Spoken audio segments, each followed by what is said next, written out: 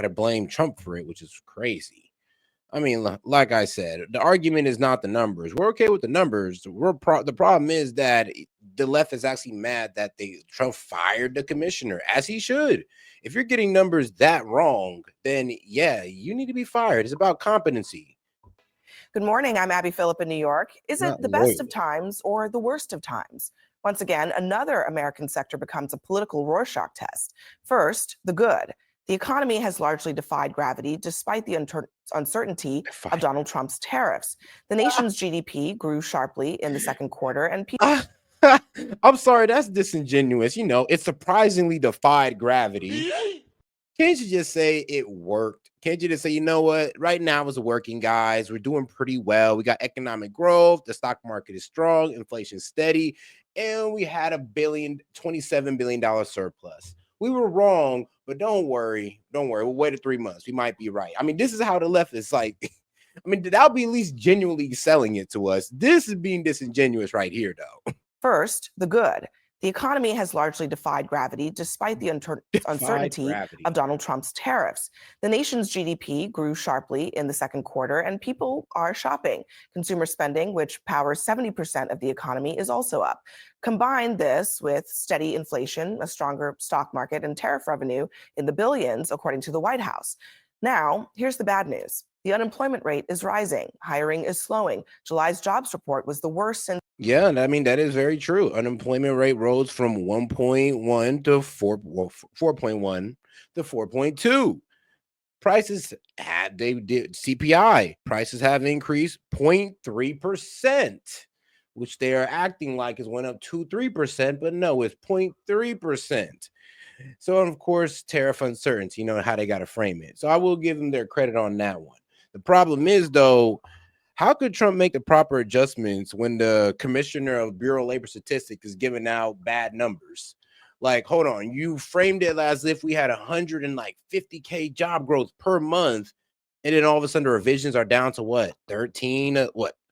My bad. 33,000 jobs in July. Now, like I said, this is still positive job growth. It's not like we're losing jobs. It's just jobs are being added slower to the economy. I'm okay with that. The problem is that why were the numbers so inflated? Then we can't even say this is Trump cooking the books as MSNBC try to frame it because, bro, if that was the case, then why would we get the revision? They should have just kept it as it was. The pandemic, prices are up, investment is down, and once again, confusion and chaos reign over who gets a tariff and who gets a delay and who gets a break. Oh, and Trump just fired the messenger in charge of the jobs reports. Why? Because he didn't like the results. No, it's not that he didn't like the results. Like I said, we're okay with the results. The results still shows that there is jobs being added to the market and not being lost. But the problem is that the numbers were so inflated and that she was wrong outside of the acceptable margin of error. I mean, when you tell us it's 100K and then you revise it down to 10, yeah, that's a problem. I mean, yeah, you're going to get fired, especially if your job is to keep the statistics as accurate as possible. We're doing so well. I believe the numbers were phony, just like they were before the election. And there were other times. So you know what I did? I fired her. And you know what? I did the right thing. So, do you feel liberated yet? Well, it depends on who you ask.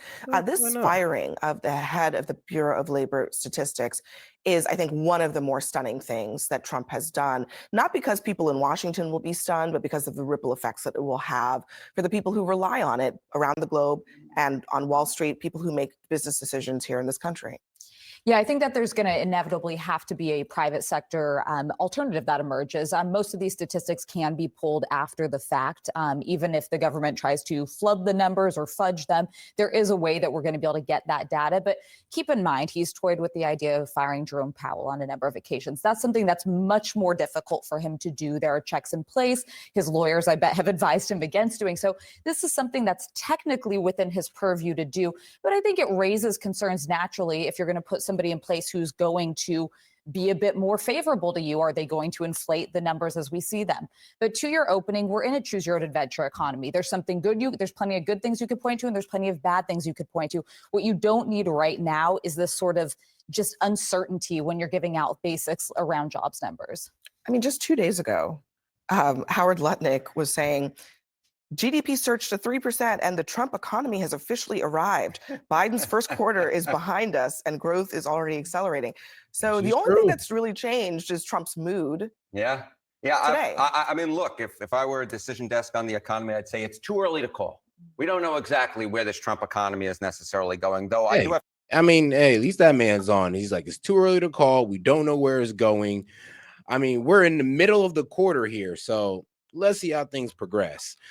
But it is a bit funny how they are trying to call this a shit show already. They asked the question of whether or not the suit that Donald Trump wore on Friday is from the Banana Republic. Because when you fire a lifelong bureaucrat whose mere job is to count the number. And shout out my man Maine. He says that Powell is costing the taxpayers, and you're right, he is. I mean, if he cut rates, it would definitely cut on the debt that we'd have to pay, and we'd definitely be able to save on that, and we get a little bit closer to balancing the budget. But apparently, Powell doesn't want that. I mean, here's the thing. Like I said, here's the thing. The problem with these job numbers being revised, what makes me mad is the fact that I just watched Powell like sit up there and tell us, well, the jobs are good, inflation's good, unemployment hasn't risen or anything. And now that all of those things has happened, and it's what pisses me off even more is the fact that it was like, what was it, like 2 days ago when this man decided not to cut the rate? Then now all of a sudden the revisions come out, and now we got low employment numbers, and unemployment went up. I'm like, oh, what type of bullshit? You know what? I'm just gonna say that was some BS. That's all I'm gonna say. Numbers. Count the numbers. Count the number of jobs. This is not a partisan position. This, to me, is the worst of Donald Trump that gets at the conspiracy theories. The idea that the 2020 election was stolen when clearly it wasn't. These job numbers weren't flubbed. This is a reaction to Donald Trump's tariffs that, at least in the near term, at least the job market did not necessarily like. I think that's absolutely right. And what scares me here is this notion of, if you don't give me job numbers I like, I will fire you. What will the next person do, right? Every Trump firing is that, if you don't give me what I like. So does he live in a world where he doesn't actually know what's going on? Because the people who might say, hey, something bad is happening, wouldn't say it to him because they would risk losing their job? Look, it is well within his purview to make this decision to fire the jobs person. It's well within his purview to do it. And look, they had to make adjustments to the jobs numbers for the prior months. There were some adjustments that had to be made about a year ago in August. So when you look at it over time, it's within his purview to do it. If he doesn't have confidence in the person, he has a right to fire them. In other words, in other words, if he doesn't like the results that the person is producing, he can fire remember, them. there was an adjustment in the results. The results weren't right. Yes, that was it. It was the adjustment. Look, here's the thing. Trump didn't fire her because of the bad numbers. Trump fired her because, I mean, like, hold on. Like, I was making the report, like, hold on, I'm trying to get Powell to cut the rate. And these low employment numbers would have definitely been a really good case. So the fact that she got it that dramatically wrong is a problem. That the director was wrong. This also isn't going to give him the solution he wants, because the reality is, and we said this all leading up to the election, you can give people whatever stats you want about the economy. How they feel is going to dictate their feelings heading into the midterms. If they people they know are struggling to find jobs, if they've been laid off, if unemployment is up, they're going to know that regardless of what the Bureau of Labor Statistics That's true. says. It also is true that revisions happen. They happen under every president. They happened when he was president the first time. They happened under Biden. So the idea that revisions are inherently a problem is nonsensical. That doesn't. Well, I don't know that it's nonsensical. It's, again, it is. I mean, within the province of the president. He's acting as if this is something new. It's well within. He's acting as if this is something new when it's really not. There are revisions actually almost every month. It's just that they're not always all large. The BS. All right, look, the problem is, though, this is the largest revision cut in 5 years. It's a record. That's the problem. They're out here. She's out here breaking records. To have a revision cut of 100,000, and that's just in 1 month. Altogether, she was wrong on the addition of 258,000 jobs. On statistics, like, are you serious? That goes outside the margin of error. Lady, you are fired. He deserves to be fired. Why are we protecting this? And the argument this is going to have some tremendous ripple effect on the economy long term. I mean, going back to your point, that it's really not. And we're not going to be talking about this a week from now. We're not going to be able to trust the government to tell us the truth. That is a very important thing, especially within a global economic context. How do we know that the next person will tell us the truth because his job is on the line or her job is on the line? That is a good question. I mean, I'll give him this. I'll just say this. I'm like, I ain't believing nothing until the revision comes out. From now on, I'm not even caring about the job report numbers of what they give you at face value. Because like when the revision comes around, if it's going to be this much of a dramatic change, then who knows? It's kind of that lady's fault for it to be put under such high speculation. This is not Trump's fault. And like I said, you can't blame it on really a Biden. You can't be making a partisan problem because she was appointed by the left and the right. She may have been appointed under Biden, but she was appointed by both sides. Like both sides confirmed her in. So you can't blame it on Trump. You can't blame it on the left or the right. You just got to blame it on that lady. how will we know? I mean, look, this person is not a protected job.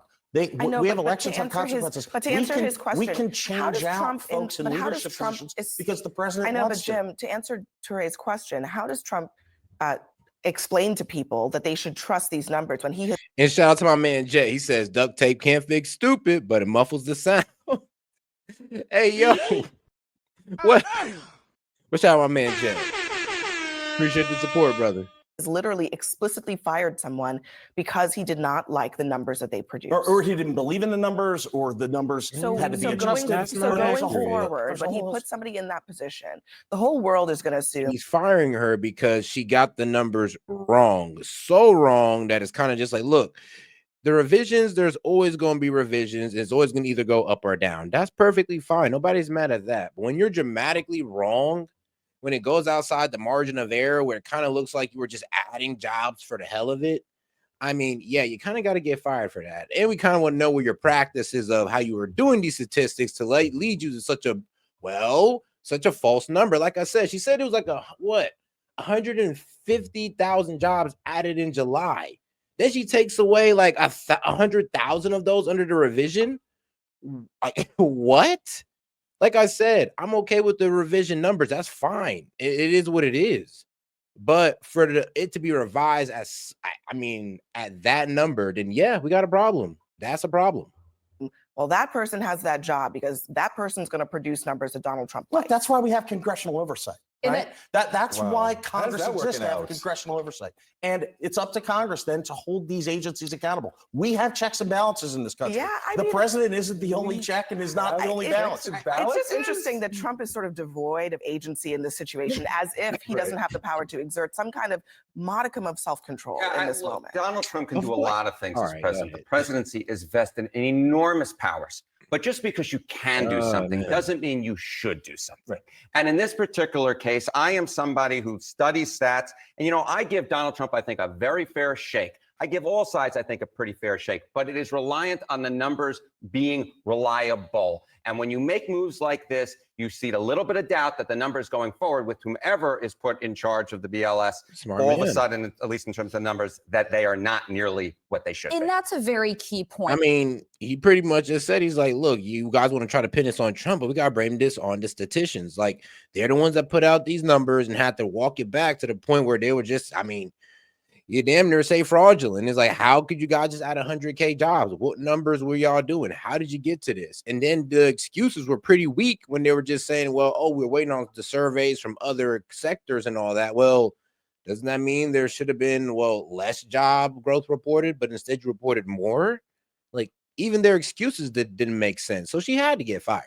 Because if you put somebody in who's just a diehard Trump loyalist and suddenly you start seeing off the charts numbers that just don't reflect the reality of the economy, Americans are not going to believe it. But we do live in such a polarized environment right now that about half the country is going to be like, yeah, I don't trust a Biden appointee, put in a Trump person. And the other half is going to be like, this is unprecedented. You're firing a bureaucrat who's not a partisan. So I think either way you're going to have a lack of trust, but I do think there's a way that the numbers should. But your other point is trust the bureaucracy. Are we going to sit around this table and say that people in this this country Okay, trust first career of all- bureaucrats at this point? First of I don't all, think that's the case. We For had to the change last election for that however reason. many years, okay, everybody gets the jobs numbers on the first Friday of the month, and they digest them. But the more important thing about jobs numbers, I mean, yes, everybody understands the economy based on their own personal economy, what's happening in their families and their communities. But government entities, businesses make decisions based on these official numbers. They matter because they are tied to something. So when they go away, I mean, we already have private sector numbers. ADP produces numbers, but the reason we have government numbers is because we have government entities that make decisions based on those numbers. When that goes away, what do we have? And are we What going to do we sit have? around this table and say that government always gets it right? Government the does not- bureaucrats always get it government right? does not- That we trust everything the bureaucracy. Well, let me go back to what Harry Enton said. There's no way the American let me people go back believe to what Harry Enton said at the beginning. What makes the United States different from the Banana Republic or the Soviet Union or whatever it is actually, that over many decades we've created a. Hold on, and shout out to my man Castro. He says corn pop for president 2028 better than Joe Biden. I mean, hey, shout out. Whoop. Appreciate the support, my friend. But all right, let me make sure. Whoop. Entities, businesses make decisions based on these official numbers. They matter because they are tied to something. So when they go away, I mean, we already have private sector numbers. ADP produces numbers, but the reason we have government numbers is because we have government entities that make decisions based on those numbers. When that goes away, what do we have? I mean, I'm glad you're making that point. That was my point as well. Like, the Fed makes choices on these numbers. The president makes choices on these numbers. The fact that she got it that wrong is a problem. And you guys can't get mad at Trump for firing her. So I don't even know why y'all tripping then if she's even admitting, like, well, yeah, a lot of people do run off these numbers. It is bad that these numbers were terribly wrong and the revisions showed completely the opposite of what they were reporting. So yes, yeah. Thank you for kind of filling that in for us. Are we going to sit around this table and say that government always gets it right? Government the bureaucrats always get it right? That we trust everything the bureaucracy. Well, let me go back to what Harry Enton said. There's no way the American people let me go back to what Harry Enton said at the beginning. What makes the United States different from the Banana Republic or the Soviet Union or whatever it is actually, that over many decades we've created a system in which people believe, not just us as Americans, but around the world, that American statistics and numbers and facts are generally reliable. And when that goes away, that's the part that I think that is but you're uncharted presupposing territory. It's going to go away just because we change out the person. I'm just asking. I mean, I'm asking the question. What's the criteria by which Donald Trump's going to pick that new person in that slot? I think the ongoing attack on truth that we see from Trump will have a global impact of we cannot trust the United States. We don't know what they're saying is true. I mean, he's firing somebody for giving false numbers, and you're saying that he's going against truth. I mean, you guys are hilarious. I'm not even gonna lie. They're actually pretty funny. I'm not even gonna lie. The way CNN tries to spin it, that's pretty damn funny. But all right, guys, let's get on to the right side of media and let's see what they got to say about it. From the Fox Studios in New York City, this is Maria Bartiromo. To the program that analyzes the week that was and helps position you for the week ahead. I'm Maria Bartiromo. President Trump capping off a busy week with a big announcement on global tariffs as his administration ramps up its regulation rollbacks. EPA Administrator Lee Zeldin taking aim at the legal backbone of climate policy, proposing to scrap the Obama-era regulations on greenhouse gases, calling it one of the greatest deregulation moves in American history, and one that Energy Secretary Chris Wright says is long overdue. We need to restore some common sense around climate change or energy. We don't want to tell people what car to drive or what kind of shower head to use or what they're. And shout out to my man Maine Arbor coming in. He says, "Oh, I wouldn't be amazed if Dems ran Biden in 2032." Come on now, bro. Yeah, all right, hold on. You're going too far. Don't do the Dems that dirty now. And shout out to my man Kevin. He said, "Well, I'll be damned. You actually convinced me. Trump was right to fire her. Accuracy is more important than optics." I mean, of course, my brother, of course. Like that's like, come on now. We want the accurate numbers. And if, like I said, if it was reporting low growth, and I'm sure you Dems would have ran off with the win with that one, it would have been still a better case for Trump to get Powell to cut the rate. Hot water heaters should look like. We want Americans to choose and businesses to compete to serve them. Appreciate you, dog. But the left, well, they are having a meltdown and vowing to fight the repeal. What kind of EPA chief wants to make the environment worse? They're trying to codify science denial. You're supposed to protect the environment. You're just giving up. Well, what they're trying to take away from us essentially is the right to. Hold on. Whoops, wrong video actually. Whole time. Right. All right, but it is Saturday and we have news. President Trump now moving to fire the labor stats chief following a much weaker than expected July jobs report and revised numbers from previous months. Madeline Rivera is live in Washington with the details. Madeline. Hi, good morning. The president railed against the former commissioner of labor statistics, Erica McIntyre, after seeing these numbers. The BLM. July jobs. Look. She may look like a nice lady, but she was wrong. Okay, that's why she got fired. She may be. Look, she looks nice. She may have meant well, but she was wrong, and that's why she got fired. Report and revised numbers from previous months. Madeline Rivera is live in Washington with the details. Madeline. Hi, good morning. The president railed against the former commissioner of labor statistics, Erica McIntyre, after seeing these numbers. I'm weak. Shout out to my man Monty. He says Biden what? His corpse? Like who? Biden, the one in the basement? Bruh. Like, are you sure, bro? Are you sure that wasn't just like mass Biden? I remember the mass Biden theory I was having during the election. I was like, look, man, if you ever start speaking too clearly, look at that neckline and see if you see the mass line. If Biden's ever speaking too clearly, it's mass Biden. The BLS reported the U.S. only added 73,000 jobs in July, and it sharply revised its figures for the preceding month, saying only 14,000 jobs were created in June and 19,000 in May. That's more than 250,000. Yeah, see, that's the problem. When you revise the numbers that dramatically in May, in June, and here's the thing, actually in July, that means we've seen triple growth in July, according to the statistics. But the funny thing is, though, when you kind of mess up like this, guys, 125K falsely added jobs to the statistics, 133K falsely added jobs. When you F it up that bad, you're going to get fired. Like, I mean, come on now, let's be fair. Lower than what the agency had originally estimated. The unemployment rate also ticked up from 4.1% in June to 4.2% last month. The president saying on Truth Social, McIntyre will be replaced with someone much more competent and qualified. Important numbers like this must be fair and accurate.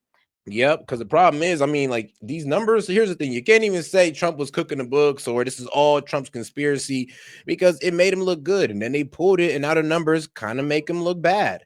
It is what it is. But we didn't kind of need that transparency to make further points. But all right, guys. And shout out to my man Jet. He says they'll run on a OG board Biden and lives a still vote. Oh, damn. Well, McIntyre was nominated by former President Biden in July 2023. She was confirmed by the Senate 88-8. Vice President J.D. Vance voted for her. The job survey is based on information from thousands of employers nationwide. That's what I'm saying. You can't blame the Dems. You can't blame Biden. You can't blame the conservatives. It's all just it's just on her. It's just on her. And I don't know why everybody's trying to kind of push blame on Trump, but it is what it is. And shout out to my man Vlad Steen. He says, so what's with this whole scan ID to use X and YouTube for age verification purposes? They passed it for the UK and EU. Talks of it coming here next. You know what? I was hearing about that. Was that on Redacted, I believe? I believe that was on Redacted. I was hearing about that. And I don't think they're going to try that over here. But I did hear that they need to start doing age verification. And you know what? For X, sure. Because X, you can post, pornography on X. YouTube, that's going a bit too far because, let's be real. You try to do anything wild on YouTube, and they'll be quick to take you down. They'll be quick to take you down for your rhetoric. So it's a bit unnecessary for YouTube. The agency asks them things like how many workers are on their payrolls and how many hours they worked. They revise the numbers after evaluating information. And shout out Brittany. She says, I will send anyone 100. I will send anyone 100 to anyone who can prove Trump wasn't on the Epstein. Wasn't on Epstein Island. That Trump wasn't on Epstein Island. I will send 100 to anyone who can prove Trump wasn't on Epstein Island. I mean, everything's within speculation, sis. Everything's within speculation. I can neither confirm nor deny. I mean, shoot, I think we're both there. We can either confirm nor deny. We sound like the CIA out here. Information that may not have been available to them at the time. Still, National Economic Council Director Kevin Hassett is doubling down. You could look at the numbers and see what's been happening. And basically, the BLS has been revising numbers all over the place in a way that makes it so that I don't think anybody really can trust that the numbers are right, whichever way they're going. And so I think it is a good time for a fresh set of eyes to look at what the heck is going on, because the labor numbers are so important. Deputy Commissioner William Ostrowski is now serving as the acting BLS commissioner. Charlie, Katie, and Greg. All right. Thank you very much. Thanks, Maddie. Thanks, Maddie. You know, it is interesting, and I'm sure. No, that is a wild comment, though, Jay. It's like they'll run Ouija board Biden and Dems will still vote. It's like they're just going to put a Ouija board and just call from Biden from upon the grave and be like, Biden, how can we get more progressive and more liberal? Sure that Kevin Hassett is correct that these the numbers that the BLS provides are very important. I do feel like you know, the private sector does a good job of providing very, very good information. Shout out Monty with the punchback. Prove he was on the island. I mean, no, for real. Everybody's like, prove that he wasn't. I mean, if you look at the flight logs, that kind of proved that he wasn't. But I mean, if you could prove that he was, I mean, I'll be happy to take that. Like, shoot, you be breaking news here. I'll be happy to take it. The one area where well, you think if they had that information, don't you think CNN would have broken in by now? Like, come on, it'd been breaking news on CNN, MSNBC. If you think they had proof like that, don't you think these guys would have been reported on it? Like, let's be real, guys. Let's be real. And shout out to my man Vlasteen. He said, I honestly think it's a push to link real people to who is watching the ads. Got to make sure no bots are stealing views of those beautiful ads. No, low key though, that is true though, because the bot farming on. Here's the thing is, I know the bots on Kick are bad, the bots on Twitch are bad. YouTube be having some bad bots sometimes. But I mean, the bots have gotten only more sophisticated. I mean, bro, they leave comments and try to spread an agenda. It's like, I mean, I'm impressed. I'm impressed. I'll be real with you. Fake news is not accepted among investors on Wall Street. And so I've always sort of wondered about this. And, you know, the idea that we all saw it over the past several years. Every time you would have important numbers come out, we would later find out that the BLS had put out phony numbers and that they always had to be revised. And every time, kind of like a lot of things in politics, they always had to be revised in the same direction. Oh, weird. It's so strange how that works. Interesting. It's such a great point, Charlie. So in August of 2024, this same BLS chief, McIntarfer, revised the jobs numbers by 818,000. 800,000. And you're right, it comes from the survey. And look, the markets took notice of the lackluster job report, and the president did, obviously, by reacting to this chief. But let's look at Trumponomics, the Trump economy. You can see, if you go by the numbers. Hold on, shout out to my man Castro. He says Biden couldn't run to the bathroom. I mean, you know, it did look like he did defecate on himself, you know, during that one meeting. But, hey, well, what was it, a public event? Inflation, 2.7%. Wages up 3.9%. The U.S. economy growing 3% in quarter two. Unemployment rate ticked up 0.1%. Manufacturing output up nearly 2%. And that tariff revenue, $150 billion. And I think what's interesting is, listen, the markets took notice. The White House took notice. And there is certainly tariff uncertainty. You can't blame CEOs for maybe sitting on the sidelines to see how it impacts them. But if you nerd out and go back to Wednesday, where I was at the White House and the GDP numbers came out, you see that while you had the quarter two go from 0.5% to 3% in private sector spending, you see that non-defense government spending went down -11%.